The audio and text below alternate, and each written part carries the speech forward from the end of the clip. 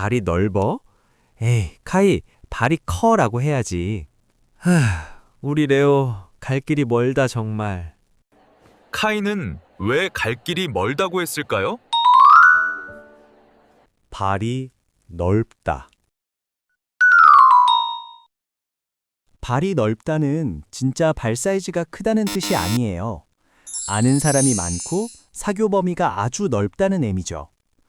옛날부터 발은 활동 영역을 상징했는데요. 발이 여기저기 많이 닿을수록 인맥이 두터워진다고 생각했기 때문입니다. 이렇게 발이 넓은 사람을 가리켜 마당발이라고 부르기도 해요.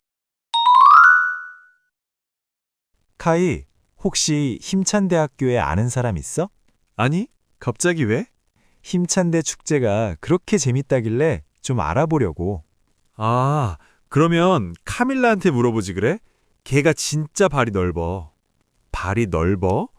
에이, 카이, 발이 커라고 해야지. 우리 레오, 갈 길이 멀다 정말. 잉? 힘찬대학교 가깝잖아. 별로 안 멀어. 레오, 이따 우리 같이 공부하자. 발이 넓은 카밀라는 어떤 사람일까요? 발 사이즈가 큰 사람, 아는 사람이 많고 인맥이 넓은 사람.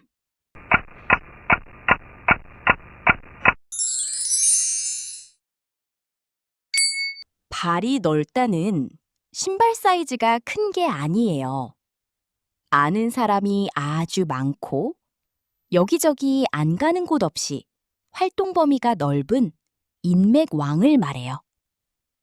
발이 넓은 사람을 마당발이라고도 합니다. 카이는 왜 레오에게 갈 길이 멀다고 했을까요? 레오의 한국어 실력이 부족해서 더 공부해야 하니까.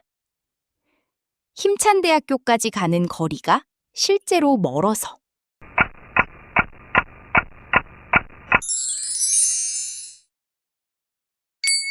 갈 길이 멀다는 정말 물리적으로 가야 할 길이 멀다는 의미로 쓰일 때도 있지만 이 대화에서는 레오의 한국어가 아직 부족해서 더 많은 노력과 시간이 필요하다는 뜻으로 쓰였어요. 카이, 혹시 힘찬대학교에 아는 사람 있어? 아니, 갑자기 왜? 힘찬대 축제가 그렇게 재밌다길래 좀 알아보려고. 아, 그러면 카밀라한테 물어보지 그래? 걔가 진짜 발이 넓어. 발이 넓어? 에이, 카이, 발이 커라고 해야지. 우리 레오, 갈 길이 멀다 정말. 잉? 힘찬대학교 가깝잖아. 별로 안 멀어. 레오, 이따 우리 같이 공부하자.